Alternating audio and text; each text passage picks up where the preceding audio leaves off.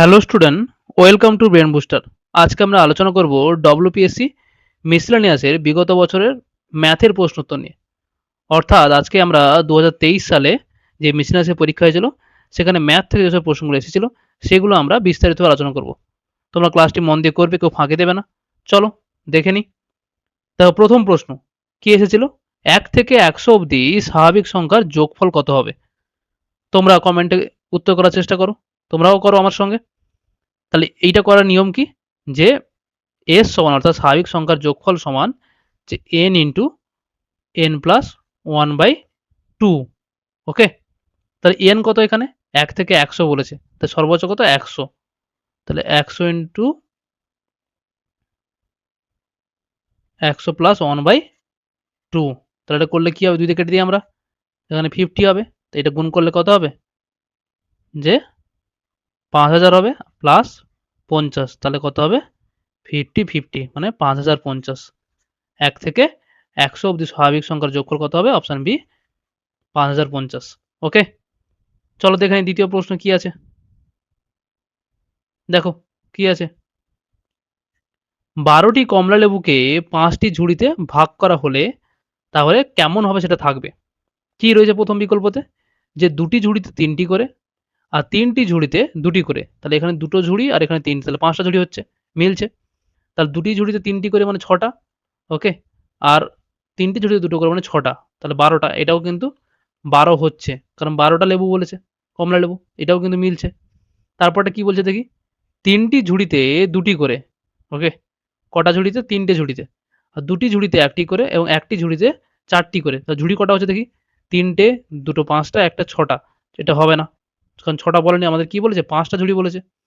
তারপর দেখি অপশন সিটা দেখি, 4টি ঝুড়িতে 2টি করে, 1টি ঝুড়িতে 4টি লেবু। তাহলে 4টি ঝুড়ি এদিকে একটা, তাহলে 5টা হচ্ছে।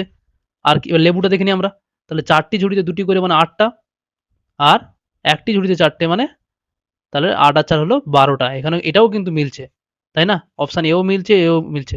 যখন দুটো মিলছে তখন আমরা কোনটাকে নেব, যে উপরের কোনোটাই নয়। কারণ কি, অপশন ডি তে দেওয়া উচিত ছিল কি, যে এ ও সি, এই দুটোই দেওয়া উচিত ছিল, যে এ ও সি সঠিক। যেহেতু নেই তাই আমরা কি অ্যান্সার নেব, যে অপশন ডি উপরে কোনোটাই নয়। চলো দেখে নিই পরের প্রশ্ন। দেখো কি বলছে, ঘড়িতে সকাল 9টা 15 বাজার সময় ঘন্টা ও মিনিটের কাঁটা কত ডিগ্রি কোণে বা কত ডিগ্রি কোণ তৈরি করবে? বলো, এই অঙ্কটা কিভাবে করবে? হুম, এই অঙ্কটা করার নিয়ম কি, যে অ্যাঙ্গেল বা কোণ বা ডিগ্রি, সেই ডিগ্রিটা বা আমরা বলতে পারি, কি বলতে পারি ব্র্যাকেটে, থিটা বলতে পারি, থিটা। ঠিক আছে, থিটা ইকুয়ালটা কি বলো, তোমরা জানো কি, যে আমরা কি করি 68 মাইনাস হচ্ছে 11m বাই 2, উল্টোটা লিখি আর কি, এটা করলে হয়ে যাবে। তাহলে 68 কত, ঘন্টা কত 9, ওকে, মাইনাস 11, m কত 15 মিনিট, বাই 2। তাহলে এটা করলে কত হবে, 9 6 54, 540 মাইনাস হচ্ছে 15 আর 11 যোগ করলে কত হবে, এই গুণ করলে কত হবে 165 বাই 2। এই দুটো বিয়োগ করলে কত হবে, যে 375 বাই 2 সমান কত হচ্ছে 187.5 ডিগ্রি। ঠিক আছে, কারণ 9টা 15 মানে কি, ঘড়ি কাঁটাটা এইরকম, খানিকটা এইরকম হয়ে এরকম থাকবে, তাই তো, তবে তো 9টা 15 হবে। তাহলে এই যে কোণটা উৎপন্ন হবে সেটা কিন্তু কত হবে 187.5 ডিগ্রি। আর এদিকের কোণটা কত হবে সেটা কিভাবে বের করবো আমরা, সেটা আমরা 360 থেকে এটাকে বিয়োগ করে দেবো, যে 187.5 বিয়োগ করলে কত হবে 172.5 হবে। ঠিক আছে, 172.5।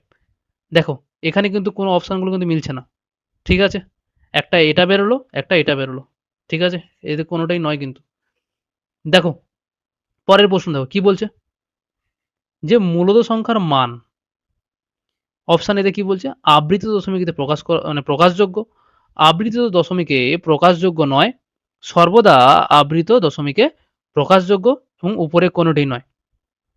কি বলবো আমরা, যে একটি মূলদ সংখ্যা সর্বদা কিন্তু একটি সীমাবদ্ধ বা আবৃত দশমিক কিন্তু তাকে প্রকাশ করা কিন্তু যায়। ঠিক আছে? অপশন এ হবে কিন্তু এর সঠিক উত্তর। কারণ কি? একটি মূলত সংখ্যাকে আমরা কি আকারে প্রকাশ করি? p/q আকারে কিন্তু তাকে প্রকাশ করা যায়। যেখানে p এবং q কিন্তু পূর্ণ সংখ্যা। আবার q not equal to কিন্তু আবার 0 ও হতে পারে। বুঝতে পেরেছ? তাহলে একটি মূলত সংখ্যা একটি আবৃত্ত দশমিকে কিন্তু প্রকাশ করা যায়। ওকে? কিন্তু এটা তখনই বোঝায় যে মূলত সংখ্যার দশমিক রূপটি যেটা হয় সেটা কিন্তু সীমাবদ্ধ হয় অথবা পুনরাবৃত্তি কিন্তু হতে পারে। বুঝতে পেরেছ? তাহলে অপশন এ কিন্তু এর সঠিক উত্তর হচ্ছে একে আবৃত্ত দশমিকে এটা প্রকাশযোগ্য। দেখো পরের প্রশ্ন দেখো। শ্রেণীটি সম্পূর্ণ করুন। কি রয়েছে প্রথমে? ৫, ৭, ৮ তারপরে কি হয়েছে? ৬, ৮, ১২ তারপরে ৭, ৯ তারপরেটা কত সেটা হবে। আমাদের বলেছে কত হবে সেটা জানতে হবে। দেখো কি বলেছে? ৫ থেকে কিন্তু ৬ হয়েছে। তাহলে কি যোগ হয়েছে? ১ যোগ হয়েছে। ৬ থেকে ৭ হয়েছে আবার ১ যোগ হয়েছে। দেখো ৭ থেকে ৮ হয়েছে ১ যোগ হয়েছে। ৮ থেকে ৯ হয়েছে এখানেও ১ যোগ হয়েছে। এবারে দেখো ৮ থেকে ১২ হয়েছে কত যোগ হয়েছে? ৪। তাহলে এখানে যদি আমরা ৪ যোগ করি তাহলে কিন্তু আমরা অ্যান্সারটা পেয়ে যাবো। তাহলে কত হবে এটা ১২ ৪ এ ১৬। সঠিক উত্তর কি হবে? অপশন বি ১৬ হবে। বুঝতে পেরেছো? চলো দেখো পরের প্রশ্ন দেখো। ৬ নম্বর প্রশ্ন। সঠিক উত্তরটি নির্বাচন করুন। বলো কি হবে? কিভাবে করবে এটা? হুম? কি বলছে অপশনগুলো? যে দুটি অমূলত সংখ্যার যোগফল একটি মূলত সংখ্যা হয়। আবার কি বলছে? যে দুটি অমূলত সংখ্যার যোগফল সর্বদা মূলত সংখ্যা হয়। আর দুটি অমূলত সংখ্যার যোগফল সর্বদা অমূলত সংখ্যা নয়। এইটা বলছে। এর সঠিক উত্তর কি হবে? সঠিক উত্তর যেটা হবে কি অপশন সি। যে দুটি অমূলত সংখ্যার যোগফল সর্বদা কিন্তু অমূলত সংখ্যা কিন্তু নয়। কারণ কি? কারণ যোগফল অমূলত হতে পারে আর মূলত হতে পারে। ধরো দুটি অমূলত সংখ্যা কি? আমি ধরলাম √2 আর হচ্ছে √3 তাহলে এর যে যোগফলটা, ঠিক আছে? সেটা কি হবে? সেটা অমূলত হবে। তাই না? আবার যদি আমি ধরি দুটো অমূলত সংখ্যা কি ধরতে পারি? ধরো আমি ধরলাম হচ্ছে √2 হ্যাঁ? তার সঙ্গে আমি যোগ করব কি যোগ করব? হচ্ছে আমি ধরলাম -√2 এটাকে আমি যোগ করব। তাহলে এটা যোগ করলে কি হবে? আল্টিমেটলি 0 আসবে। আর 0 কি? 0 হচ্ছে মূলত সংখ্যা। অমূলত কিন্তু নয়। তাই জন্য বলতে পারি যে দুটি অমূলত সংখ্যার যোগফল সর্বদা কিন্তু অমূলত হয় না। সেটা অমূলত হতে পারে, আবার মূলতও কিন্তু হতে পারে। বুঝতে পেরেছ? চলো দেখে নিই পরের প্রশ্ন দেখো। ৭ নম্বর প্রশ্ন। রবি ও মধুর সংগ্রহে থাকা গল্পের বইয়ের অনুপাত হচ্ছে 2:3। গতবার বইমেলায় ৬টি বই মধু নতুন করে ক্রয় করার ফলে এখন তাদের কাছে থাকা গল্পের বইয়ের অনুপাত হচ্ছে কি 1:3। রবি মধুর প্রথমে কয়টি করে বই ছিল? ঠিক আছে? আমার শরীরটা একটু অসুস্থ তাই হয়তো কথাগুলো একটু কেমন লাগতে পারে। তোমরা দেখো, করার চেষ্টা করো দেখো। কি বলছে প্রথমে? রবি আর হচ্ছে মধু। ওকে? তাহলে তাদের কি বলছে? তাদের গল্পের বইয়ের অনুপাত কত বলছে? সংগ্রহে থাকা 2:3 ঠিক আছে? এবারে কি হয়েছে? যে ৬ টি বই কে কিনেছে? মধু কিনেছে। মধু কয়টা বই কিনেছে? ৬ টা বই কিনেছে। কেনার ফলে তাদের কাছে যে থাকা গল্পের বইয়ের অনুপাত কত হয়েছে? 1:3 তাহলে ৩ টে বই কিন্তু মধু কিনেছে। ৬ টা বই মধু কিনেছে। তাই না? ৬ টা বই কিন্তু মধু কিনেছে। তাই মধু যদি ৬ টা বই কিনে তাহলে রবি তাহলে কিনেনি। তাহলে রবির যে অনুপাতটা বা রবির যে রেশিওটা সেটা কিন্তু একই থাকা ইউনিটটা একই থাকা উচিত। তাহলে সেটাকে একই করতে হলে কি করতে হবে আমাকে? উপরেরটাকে এই নিচের দুটোকে কিন্তু আমাকে ২ দিয়ে গুণ করতে হবে। করলে হয়ে যাবে। তাহলে এটা কত ছিল? 2:3 তাহলে নতুন অনুপাত কত হলো? হচ্ছে 2:6 তবেই দেখো এখানে কত বেড়েছে? ৩ বেড়েছে। তাই না? এই ৩ মানে আমি বলতে পারি কি যে নতুন যে ৬ টা বই কিনেছে সেটাই। এই ৩ ইউনিট মানে হচ্ছে এই ৬ টা বই। তাহলে ১ ইউনিট মানে কি? ২ টো বই। এবার ১ম এ কত ছিল? ১ম এ ২ ছিল। ২ ইউনিট রবির। তা ২ ইউনিট মানে কি? 2 * 2 মানে ৪ টে বই রবির কাছে ছিল। আর মধুর কাছে কত ছিল? ৩ ইউনিট। তাহলে ৩ * ২ মানে হচ্ছে কি ৬ টা বই ছিল। তাহলে ১ম এ হচ্ছে রবির কাছে ৪ টে বই ছিল এবং হচ্ছে মধুর কাছে কটা বই ছিল? ৬ টা বই। বুঝতে পেরেছ? সঠিক উত্তর কি হলো? Option B. দেখো পরের প্রশ্ন দেখো ৮ নম্বর প্রশ্ন। রমেন প্রতি কেজি ব্রয়লার মুরগি ৳১১৫ দরে ক্রয় করে 20% লাভ পেতে চাইলে ব্রয়লার মুরগির বিক্রয় মূল্য কত হবে? বলো। একবারে সহজ প্রশ্ন এটা। আমাদের বিক্রয় মূল্য মানে এসপি চেয়েছে। এসপি বের করলে আমরা কি করব? হুম? আমি আগেই বলেছিলাম যে কি বলেছিলাম আগের অঙ্ক করাতে গিয়ে? যে এখানে কি বলেছে 20% লাভ। 20% মানে কি? ৳১০০ জিনিসের দাম ছিল সিপি, সেটা এখন এসপি কত হয়ে গেছে? ১২০, তাই না? এসপি। ওকে? তাই যদি হয় আমার কত ছিল? ৳১১৫ হচ্ছে ক্রয় মূল্য। তাহলে তার উপরে আমি 20% লাভ করব। মানে ১২০/100 এটা করলে আমি অ্যান্সার পেয়ে যাব। তাই না? তাহলে এটা কাটাকাটি করো। ০, ০ কেটে দিলাম। ৫ দিয়ে কাটি। ৫ দুগুণে ১০, ৫ তিনে ১৫, ৫ দুগুণে ১০, ২ ৬, ৬ তিনে ১৮, ৮, ৬ দুগুণে ১২, একে ১৩, ৳১৩৮ হবে তার কি এসপি বা বিক্রয় মূল্য। অপশন সি হবে সঠিক উত্তর। বুঝতে পেরেছ? একবারে সহজ প্রশ্ন ছিল এটা। দেখো পরের প্রশ্ন দেখো। কোনো একটি সংখ্যার একক স্থানীয় অঙ্কের এবং দশক স্থানীয় অঙ্কের যোগফল বলেছে 9 এবং অঙ্কদ্বয়ের স্থান পরিবর্তন করলে পূর্বের এবং বর্তমান সংখ্যাদ্বয়ের অন্তর হচ্ছে 9। সংখ্যাটি কত? তাহলে কি বলছে? যে একক স্থানীয়, একক আর দশক। ঠিক আছে? তাহলে এটা যদি x হয় এটাকে আমি y ধরলাম। তাহলে সংখ্যাটি কি হবে? প্রথমে 10x প্লাস y। এবার এটাও কি বলছে তার সঙ্গে, সঙ্গে যে এই যে সংখ্যা দুটি x আর y এই দুটোর যোগফল কিন্তু আমাকে 9 বলেছে। ঠিক আছে? এবারে কি বলছে কি স্থান পরিবর্তন করলে অঙ্কদ্বয়ের স্থান পরিবর্তন করলে কি হবে? তার স্থান পরিবর্তন কি হবে? এটা তাহলে y হবে, এটা তাহলে x হবে। তখন সংখ্যাটি কি হবে?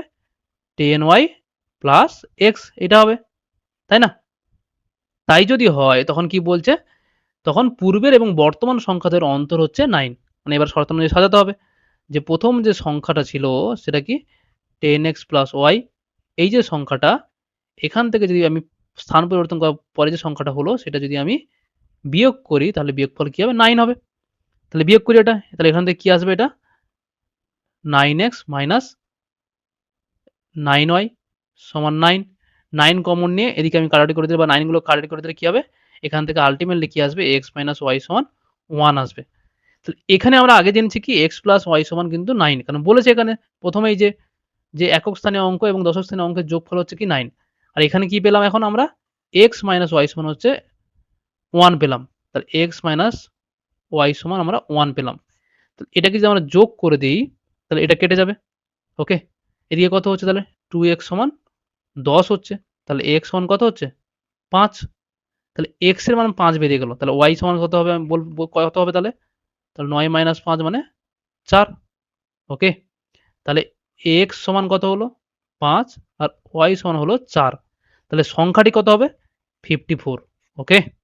বুঝতে পেরেছ? চলো দেখে নিই পরের প্রশ্ন কি রয়েছে। দুটি সংখ্যার অনুপাত 5:13 যদি গসাগু 11 হয় তবে সংখ্যাদ্বয় কত হবে? এটা একেবারে সহজ প্রশ্ন। ঠিক আছে? কারণ এই যে অনুপাত দেওয়া রয়েছে এদের কমন ফ্যাক্টর মানে কি? আমি বলতে পারি সংখ্যা দুটি কি 5x এবং 13x এই যে কমন ফ্যাক্টর মানে x এই x এর মান হচ্ছে কি 11 গসাগুর ক্ষেত্রে। বুঝতে পেরেছো? হ্যাঁ? x মানে যদি 11 হয় তাহলে আমার কি বলতে পারি প্রথম সংখ্যাটা কি হবে? 5 into 11 মানে 55। দ্বিতীয় সংখ্যাটা কত হবে? 13 into 11 মানে কত হবে? 143 তাহলে এই দুটো সংখ্যা কিন্তু বেরিয়ে গেল। সঠিক উত্তর কি হবে? Option B 55 143 option B. চলো দেখে নিই পরের প্রশ্ন কি রয়েছে। 11 নম্বর প্রশ্ন। কোন মূলধনের বার্ষিক 6.14% হারে কত বছরে দ্বিগুণ হবে? ঠিক আছে? এটা আমরা বেসিক প্রসেসেই করার চেষ্টা করি। দেখো একটা মূলধন যে ধরো আসল P সে X ছিল, সে এখন মানে সুদে আসলে যাকে আমরা A বলি, সেটা এখন 2x হয়েছে। তাহলে আল্টিমেটলি বেড়েছে কত? x থেকে 2x হয়েছে, x বেড়েছে। তাই না? x টা কি? I মানে সুদ। আমরা কি জানি? I সমান P into T into R by 100 এভাবেই করি সহজভাবে। তাহলে I মানে কি বেরোলো? x ওকে। P মানে কত? P মানেও x ইনটু T কত? সময় কত? হুম? আমরা জানি না। সময়টা বের করতে বলেছে, কত বছরে বলেছে। আর সুদের হার কত? ৬ পূর্ণ ১/৪ মানে কি? আমরা বলতে পারি কি 25/4/100 এটা করে দিলেই কিন্তু অ্যান্সারটা হয়ে যাবে। দেখো এই x কিন্তু কেটে যাবে, তাই না? এই t টাকে আমরা এদিকে নিয়ে চলে আসতে পারি। তখন কি হবে? এটা সম্পূর্ণ উল্টে যাবে বা এখানে কাটাকাটি করিই না আমরা। এটা উল্টে কাটাকাটি করি। তাহলে t সমান আমরা কি বলতে পারি? বলো? যে ১০০ ইন্টু 4/25, 25/4 ১০০ মানে ৪/৪ ১৬, ১৬ বছর। ওকে? সঠিক উত্তর কি হলো? অপশন সি ১৬ বছর। দেখো পরের প্রশ্ন দেখো। অমল ও বিমল যথাক্রমে ৳৫০০ ৯ মাসের জন্য এবং কিছু টাকা ৬ মাসের জন্য বিনিয়োগ করে ব্যবসা শুরু করে। মোট লাভ ৳৬৯। বিমল ৳৪৬ লাভ্যাংশ হিসেবে পেলে বিমল কত টাকা নিয়ে ব্যবসা শুরু করেছিল? তাহলে কি বলছে? যে অমল কত টাকা? ৳৫০০ কত মাসের জন্য? ৯ মাসের জন্য। বিমল কত টাকা? আমরা জানি না X টাকা। কত মাসের জন্য? ৬ মাসের জন্য। এবারে কি বলছে? মোট লাভ্যাংশ কত? ৳৬৯। বিমল কত পাচ্ছে? হুম? বিমল পাচ্ছে হচ্ছে ৳৪৬। ঠিক আছে? অমল এবার তাহলে অমল কত পাচ্ছে? তাই ৪৬ বাদ দিই। কত পাবে? ৳২৩। ঠিক আছে? এই যে মোট যে মূলধনের অনুপাত আর হচ্ছে লাভ্যাংশের অনুপাত কিন্তু সবসময়ের জন্য কিন্তু সমান হয়। ঠিক আছে? এর সঙ্গে আমি এটাকে ইকুয়াল করতে পারি। এটা কাটাকাটি করলে কি হবে? 1/2 হবে। ওকে? এটা গুণ করে কি আসে? ৫ নয় ৪৫ মানে ৪৫০০ এদিকে কত হচ্ছে 6x সমান কি 1/2 এবারে কণাকণি গুণ করে দিই 6x সমান তাহলে কত হচ্ছে ৯০০০ x সমান কত হচ্ছে ১৫০০ তাই না ৫৬৯ তাই সঠিক উত্তর কি হলো যে বিমল তাই তো বিমল হচ্ছে ১৫০০ টাকা নিয়ে ব্যবসা শুরু করেছিল চলো দেখে নিই পরের প্রশ্ন নিজ যাত্রাপথে ঘন্টায় ৭২ কিমি বেগে গতিশীল একটি ট্রেনের ১২০ মিটার লম্বা একটি প্ল্যাটফর্ম অতিক্রম করতে কত সময় লাগবে যখন ট্রেনটি দৈর্ঘ্য কি ৮০ মিটার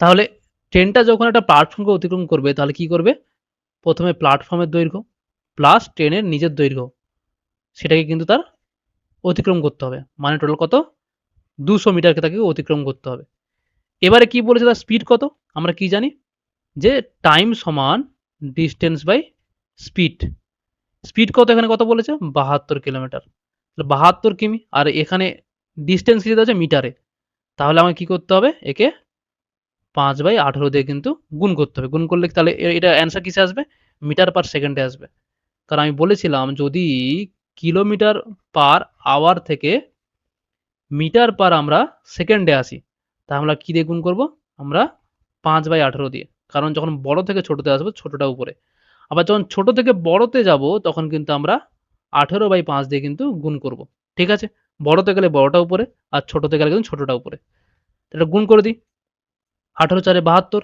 ৪ ৫ ২০ ২০ দিয়ে কাটলে এটা কত হবে ১০ হবে ঠিক আছে মানে ২০০/২০ দিয়ে কাটলে ১০ ১০ সেকেন্ড ঠিক আছে সঠিক উত্তর কি হবে অপশন ডি ১০ সেকেন্ড বেরোবে দেখো পরের প্রশ্ন একটি বাগানে ১২৭টি চারাগাছকে বাগানটিতে যতগুলি সারি আছে প্রতিটি সারিতে ততগুলি চারাগাছ লাগানোর পর দেখা গেল ৬টি চারাগাছ অতিরিক্ত আছে তাহলে বাগানটিতে কতগুলি সারি আছে বলো করার চেষ্টা করো তাহলে কি বলছে যে ১২৭টা সেখান থেকে কিন্তু অতিরিক্ত কটা রয়েছে ৬টা তাহলে ৬টা বাদ দিয়ে দিই আমরা তাহলে এখন কটা থাকছে ১২১টা তাহলে ১২১টা থাকছে এবার কি বলছে যতগুলো সারি ততগুলো হচ্ছে চারা ঠিক আছে তাহলে নিশ্চয়ই সেটা বর্গ হবে তাহলে ১২১ কার বর্গ কার ১১ তো সঠিক উত্তর কি হবে ১১টি হচ্ছে সারি আছে বুঝতে পেরেছো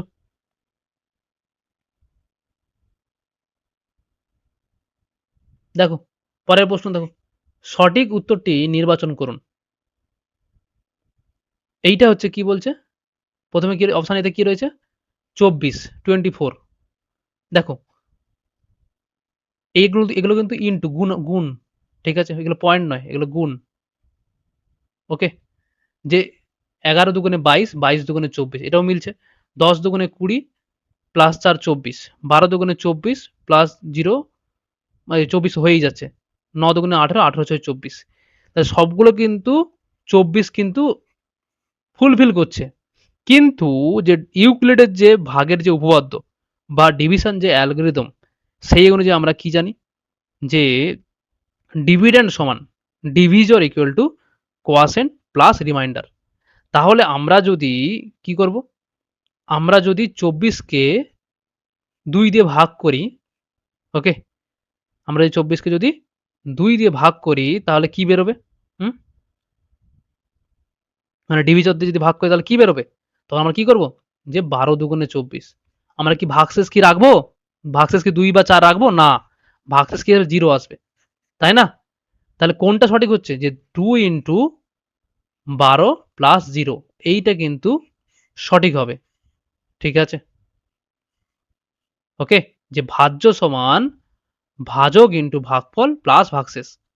ওকে, তাহলে কোনটা সঠিক হচ্ছে দেখো, অপশন সি, এটাই কিন্তু ফুলফিল হচ্ছে ডিভিশনের অ্যালগরিদমের যে নিয়ম ইউক্লিডের, সেটা কিন্তু এটা ফুলফিল করছে। চলো দেখে নি পরের প্রশ্ন। তিনটি ক্রমিক সমানুপাতি ধনাত্মক সংখ্যার গুণফল 343 হলে প্রথম এবং তৃতীয়র মধ্যে প্রথম এবং তৃতীয়টির মধ্য সমানুপাতি কত হবে? এটা একবার সহজ। তাহলে কি বলছে, এ বি আর সি তিনটে, তিনটে কিন্তু বলছে ধনাত্মক সমানুপাতি। সমানুপাতি মানে কি, আমরা কি বলতে পারি, এ বাই বি সমান হচ্ছে বি বাই সি, এটা কিন্তু আমরা বলতে পারি। এখান থেকে আমরা কি বলতে পারি, এখান থেকে কিন্তু মধ্য সমানুপাতিটা আসবে, যে এই বিটা গুণ করে দিলাম, যে বি স্কোয়ার সমান কি হচ্ছে, এ ইন্টু সি বাই এসি, এটা হচ্ছে। ওকে, এখান থেকে আমরা একটা কাজ করতে পারি, কি করতে পারি, যে আমাকে কি বলেছে, আমাকে এখানে বলেছে কি, যে তিনটি ক্রমিক সমানুপাতি ধনাত্মক সংখ্যার গুণফল হচ্ছে 343, মানে আমাকে বলে দিয়েছে এ ইন্টু বি ইন্টু সি সমান হচ্ছে 343, এটা কিন্তু আমাকে বলে দিয়েছে। এটাতে আসতে হলে যদি আমি উভয় পক্ষকে যদি আমরা বি দিয়ে গুণ করে দিই তাহলে এটা কি হবে, বি কিউ, তখন কিন্তু এটা কত হবে, এটা কিন্তু 343 হয়ে যাচ্ছে, তাই না? এটা তো বলে দিয়েছে আমাদের আগে। তাহলে তাহলে বি সমান আমরা কি লিখবো, যে কিউব রুট 343 সমান কত হবে, 7। ওকে, কারণ 7 এর কিউব হচ্ছে কি 343। তার সঠিক উত্তর কি হবে, অপশন এ। অঙ্কটা কিন্তু অনেক সহজ ছিল, একটু ভাবলেই কিন্তু পেরে যাবে তোমরা। দেখো পরের প্রশ্ন দেখো, একজন পাইকারি ঔষধ বিক্রেতা একজন ক্রেতাকে 20% ছাড় দেওয়ার পরে 15% লাভ করলো। ঔষধের সর্বাধিক বিক্রয়যোগ্য মূল্য মানে মার্কেট প্রাইস 550 টাকা হলে তার প্রকৃত মূল্য কত?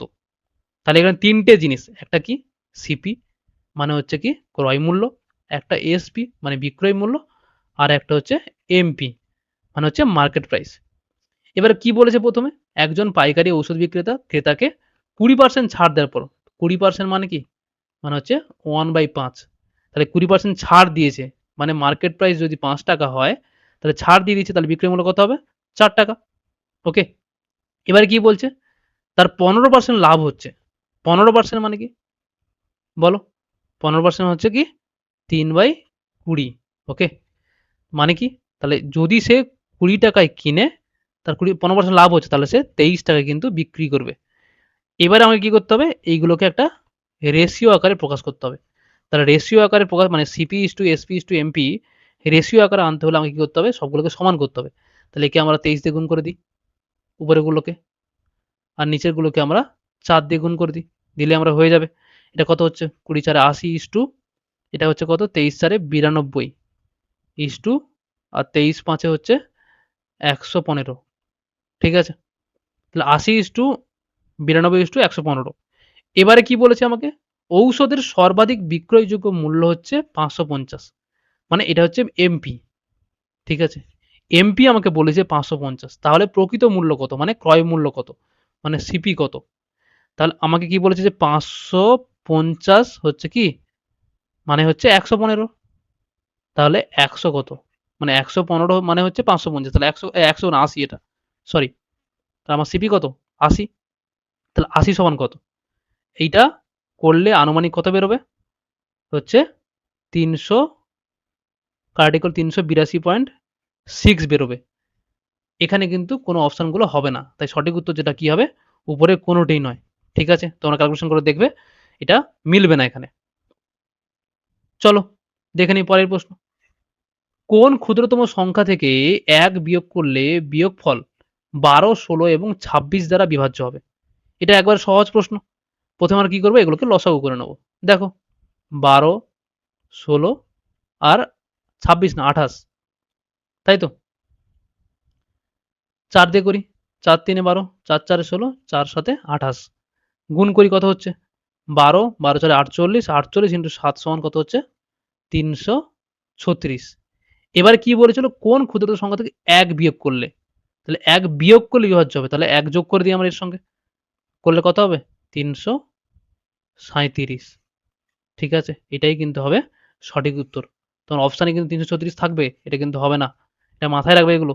ওকে, 336ও থাকবে, 335ও থাকবে, ভুলে 1 বিয়োগ করে দেবে না। চলো দেখে নিই পরের প্রশ্ন কি রয়েছে। মিতা এবং অরুণ প্রথমে যথাক্রমে 700 টাকা এবং 900 টাকা নিয়ে একটি ব্যবসা শুরু করলো। 4 মাসের পর মিতা আরো 500 টাকা কিন্তু যোগ করলে অরুণ একই সময় 300 টাকা তুলে নিল। এর যোগ করেছে, তুলে নিয়েছে। বছর শেষে 1720 টাকা লাভ হলে মিতা এবং অরুণের লাভ কত হলো? তাহলে কি বলছে, মিতা আর অরুণ, তাই তো? এবারে কি বলছে, যে প্রথমে মিতা কি করেছে 700 টাকা, ক মাসের জন্য দিয়েছে? 4 মাসের জন্য। ওকে, আর অরুণ কি করেছে 900 টাকা দিয়েছে। ঠিক আছে, কত মাসের জন্য? 4 মাসের জন্য। কারণ কি বলে 4 মাস পর, এবার 4 মাস পর মিতা আরো 500 টাকা যোগ করেছে, তাহলে 500 টাকা যোগ করলে কি হবে, এখন তাহলে কি 1200 টাকা হয়ে যাবে, যে পরের পরের মাসগুলো। পরের মাস ক মাস, 4 মাস দিয়ে দিয়েছে, আর 8 মাস 1200 টাকা। এবারে কি বলছে, এদের রেশিও করতে হবে, এটা এদের রেশিও বের করতে হবে। এবারে অরুণের কি হবে, তাহলে অরুণ কিন্তু 300 টাকা তুলে নিয়েছে, তাই 300 টাকা তুলে নিয়ে কি হবে, তারা 600 টাকা থাকবে, পড়ে থাকবে, সেটা খাটবে হচ্ছে 8 মাস। এবারে আমরা এটা একটু কমিয়ে নেবো আস্তে অল্প করে, 4 দুগুণে 8 হচ্ছে 4 দুগুণে 8, একটু কমিয়ে নিলাম। কমিয়ে নিলে এই দুটো যোগফল তাহলে কত হচ্ছে 700, আর এদিকে হচ্ছে 2400, যোগ করলে কত হচ্ছে, হচ্ছে 3100। ওকে, 3100 ইস টু এদিকে কত হচ্ছে 900, আর এদিকে 2 6 1200, 900 আর 1200 যোগ করলে কত হবে 2100। হলো, শূন্য শূন্য কেটে দিলাম, তাহলে কি হলো 31 ইস টু 21। ঠিক আছে, তাহলে টোটাল ইউনিট কত হলো, মিতা আর অরুণের টোটাল ইউনিট কত হলো 31 প্লাস 21 সমান কত হলো 52 ইউনিট। ওকে, এবার লাভ কত বলেছে 1720, তাহলে এই 52 ইউনিট মানে হচ্ছে কিন্তু 1720। হলো, তাহলেই অরুণের লাভ কত, অরুণের এটা এটা বেরোলো কি লাভ্যাংশ অনুপাত, তা অরুণ কত 21। ঠিক আছে, এগুলো কাটাকাটি করলে আনুমানিক কিন্তু অ্যান্সার কিছু বেরোবে। এখানে এখানে যে অপশনগুলো রয়েছে সেগুলো কিন্তু কোনোটা হবে না, সঠিক উত্তর কি হবে, উপরে কোনোটাই নয়। তোমরা এটা কাটাকাটি করবে, দেখবে কি বেরোয়, এর সঠিক উত্তর কি হবে, উপরে এখানে কোনোটাই নয় এই প্রশ্ন অনুযায়ী। তোমরা এগুলো কাটাকাটি করে নেবে। চলো দেখো পরের অঙ্ক। 120 কিমি দূরত্ব বিশিষ্ট দুটি স্টেশন থেকে বিপরীতমুখী দুটি ট্রেন যথাক্রমে 60 কিমি পার ঘন্টা এবং 30 কিমি পার ঘন্টা বেগে একই সময় যাত্রা আরম্ভ করে। অধিক গতিসম্পন্ন ট্রেনটি 40 মিনিট যাত্রা করার পর দাঁড়িয়ে যায়। অপর ট্রেনটি কতক্ষণ পর প্রথম ট্রেনটির সাথে মিলিত হবে? তাহলে কি বলছে, যে একটা ধরো ডিস্টেন্স এতটা, কত ডিস্টেন্স 120 কিলোমিটার। এবার একটা ট্রেন সে 60 কিমি বেগে যাচ্ছে, আর একটা ট্রেন আসছে, ঠিক আছে, সে কত কিমি বেগে 30 কিমি বেগে আসছে, 30 কিমি পার আওয়ার, এ 60 কিমি পার আওয়ার। তাই যদি হয়, আর টোটাল ডিস্টেন্স কত 120 কিলোমিটার। ওকে,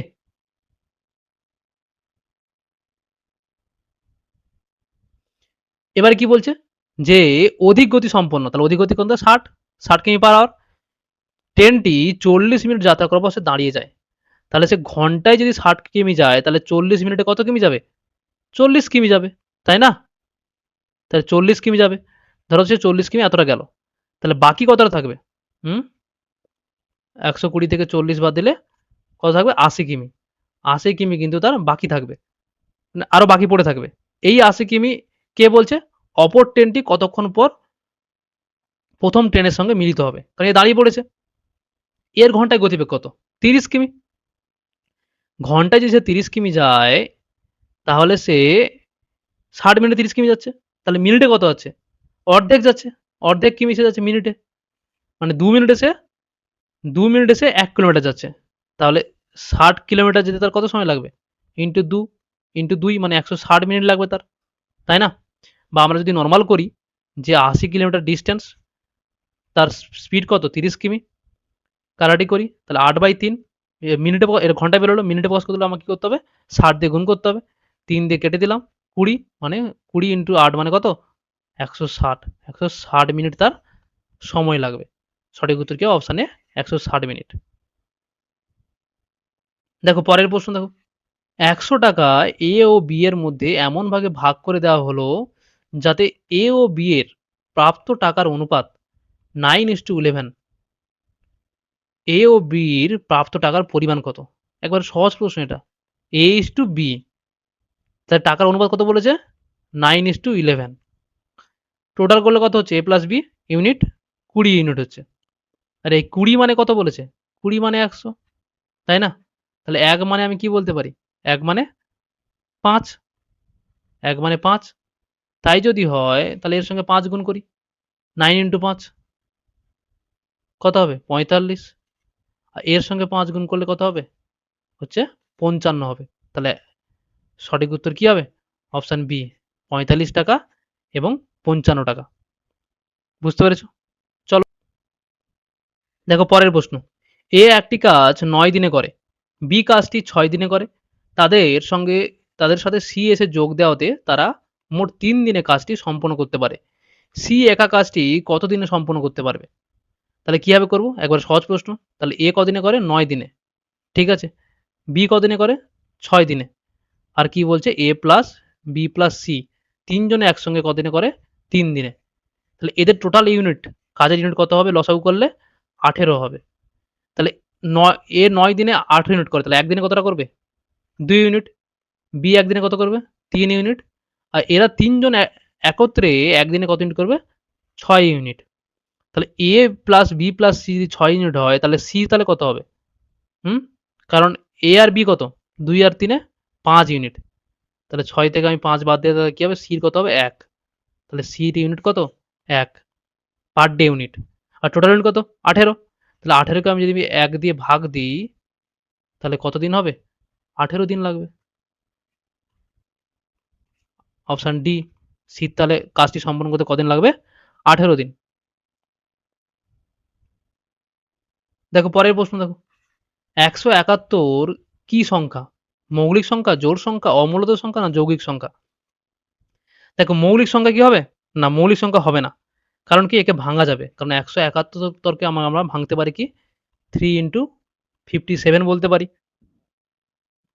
বা বলতে পারি 9 ইন্টু 19 বলতে পারি। ওকে? তাহলে মৌলিক সংখ্যা হবে না। জোড় সংখ্যা তো হবে না। ওকে? কারণ এটা বিজোড় সংখ্যা। এবার এটা কি অমূলত সংখ্যা হবে? বলো? না অমূলত সংখ্যা হবে না। কারণ এটা মূলত সংখ্যা। একে আমরা p/q আকারে প্রকাশ করতে পারবো। এটাও হবে না। সঠিক উত্তর কি হবে? এটা যৌগিক সংখ্যা। কারণ এর একাধিক কিন্তু উৎপাদক রয়েছে। ১ ছাড়া কিন্তু সে আরো অন্য কিছু উৎপাদকের কিন্তু এর রয়েছে। ৩, ১৯ এই যে ৫৭ বেরোলো, ৯ বেরোলো। এগুলো হচ্ছে উৎপাদক। দেখো পরে দেখো পরের প্রশ্ন। ১ থেকে ৭ এর মধ্যে ৭/১১ ভগ্নাংশটির সংখ্যা কতগুলি? মানে ভগ্নাংশটি ১ থেকে ৭ এর মধ্যে তাকে অবস্থিত হতে হবে। মানে সে ১ এর থেকে তাকে কি করতে হবে? বড় হতে হবে এবং ৭ এর থেকে তাকে ছোট হতে হবে। ঠিক আছে? এইভাবে বলতে পারি আমরা। যদি একে আমরা ১১ দিয়ে গুণ করি তাহলে কি হবে? যে ১১ থেকে তাকে বড় হতে হবে। তার মানে এটা কি হবে? এই ১১ টা কেটে যাবে। 7n হবে। আর এটা ৭৭ হবে। তাহলে এর মধ্যে কিন্তু তাকে অবস্থিত হতে হবে সংখ্যাগুলিকে। তাই না? যদি একে আমরা 7 দিয়ে ভাগ করে দিই তখন কি হবে? এটা 11/7, আর এটা একে 7 দিয়ে ভাগ করে দিই, আর এটা 77/7। এটা আলটিমেটলি কত আসবে? 1.57। এটা n, আর এটা কত আসবে? 11। তাহলে বুঝতে পারছি যে nটা কি? একটা পূর্ণ সংখ্যা হচ্ছে। ঠিক আছে? এর সম্ভাব্য মানগুলি কি হতে পারে? সেই পূর্ণ সংখ্যার আমরা কি বলতে পারি? যে n সমান 2 হতে পারে, 3 হতে পারে, 4 হতে পারে, 5 হতে পারে, 6 হতে পারে, 7, 8, 9, 10 পর্যন্ত সে কিন্তু যেতে পারে। ঠিক আছে? কারণ এর পরে গেলে কি হবে এটা? কারণ এখানে আমরা এই প্রথমবারে যে গুণটা করেছিলাম 11 দিয়ে 77 থেকে ছোট হতে হবে। তাহলে 10 হলে কত হবে? হুম? 10 হলে হবে কত? বলো? 70 হবে। আর যদি স্টার্টিং এ 2 হয় তাহলে কত হবে? 7 দুগুণে 14, 11 থেকে বড় হচ্ছে। তাহলে কটা হচ্ছে? 1, 2, 3, 4, 5, 6, 7, 8, 9 টা। তাহলে সম্ভাব্য সংখ্যা কটা হবে? 9 টা হবে। ঠিক আছে? মোট সংখ্যার পরিমাণ কটা হবে? 9 টা হবে। এইভাবে কিন্তু করতে হবে এটা। দেখো পরের প্রশ্ন এবং এটা শেষ প্রশ্ন। 2024 সালে 12ই জানুয়ারি শুক্রবার হলে 2025 সালে 7ই জুন কি বার হবে? তাহলে 12ই জানুয়ারি 12ই জানুয়ারি 2024 থেকে 12ই জানুয়ারি 2025 এই পর্যন্ত কটা দিন হচ্ছে? কারণ এই যে 2024 সাল এটা কিন্তু লিপ ইয়ার, তাই না? এটা লিপ ইয়ার। তাহলে কটা দিন থাকছে এখানে? 366 কিন্তু দিন থাকছে। এই 366 দিন হলে এখানে অড ডে কটা বেরোচ্ছে? কারণ নর্মাল বছরে কি হয়? একটা অড ডে বেরোয়। তা 366 দিন হলে বা লিপ ইয়ার হলে তখন কিন্তু দুটো অড ডে বেরোয়। এখানে কিন্তু অড ডে কটা বেরোচ্ছে এখান থেকে? দুটো বেরোচ্ছে। ওকে? এবারে আমরা বাদবাকিগুলো করি। তাহলে 12ই জানুয়ারি পর্যন্ত হয়ে গেছে। আমাকে আসতে কত? 7ই জুন পর্যন্ত। তাহলে জানুয়ারি মাসে আর কটা থাকছে?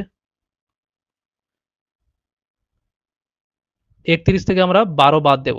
12 বাদ দিলে কটা হচ্ছে? 19 টা। তাহলে জানুয়ারি মাসে হচ্ছে 19 টা। ফেব্রুয়ারি মাসে 28 টা। মার্চে কটা থাকছে? 31 টা। মার্চ, এপ্রিলে কটা থাকছে? 30 টা। মেতে 31 টা। আর কি হচ্ছে? আর হচ্ছে জুন। জুনে কটা? 7 টা। এটা যোগ করতে হবে। যোগ করলে কত হবে? বলো? যোগ করো। যোগ করলে হবে 146। আর এদিকে কত ছিল? 2 ছিল। তাহলে 148 টা হচ্ছে অড ডে। তাহলে একে আমরা ভাগ দিই আমরা 7 দিয়ে। 148 7 দিয়ে ভাগ করলে কি হবে? 7 দুগুণে 14, 8, 7 একে 7। তাহলে ভাগশেষ কত পড়েছে? 1। ঠিক আছে?